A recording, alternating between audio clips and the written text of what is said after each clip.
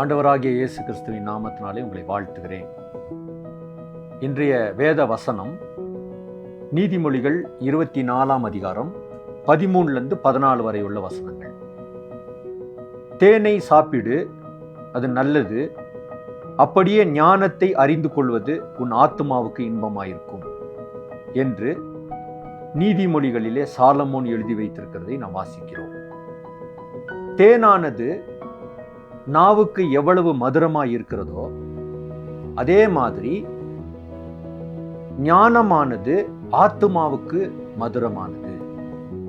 ஆகவே ஞானம் ஒரு மனிதனுக்கு, குறிப்பாக தேவனுடைய பிள்ளைகளுக்கு மிக மிக முக்கியமானது. அதை 2 தீமோத்தேயு 3ஆம் அதிகாரம் 16-17 வசனங்களிலே ஞானமானது போதகத்திற்கும் பயிற்றுவிப்பதற்கும் நம்மை உருவாக்குவதற்கும் பயனுள்ளதாயிருக்கிறது என்று பவுல் சொல்கிறான்.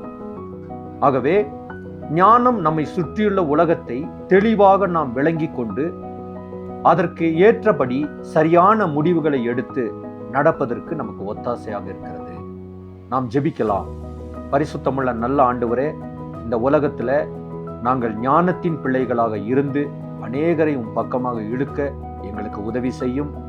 இந்த நாளை எங்களுக்கு ஆசீர்வாதமாக்கி தர வேண்டுமாய் ஜெபிக்கிறோம். எந்தெந்த இடங்களிலே எங்களுக்கு தடைகள் காணப்படுகிறதோ அவைகள் எல்லாவற்றையும் உடைத்து கர்த்தர் ஆண்டவரே பாதைகளை செவைப்படுத்தி இதை கேட்டுக்கொண்டிருக்கிற ஒவ்வொரு பிள்ளைகளுக்கும் உம்முடைய நன்மைகளை இன்றைக்கு தந்து, உம்முடைய சமாதானத்தை தந்து, ஆசீர்வாதத்தின் தேவன் தாமே நடத்தும்படிக்காக ஜெபிக்கிறேன். இயேசுவின் நாமத்தில் பிதாவே.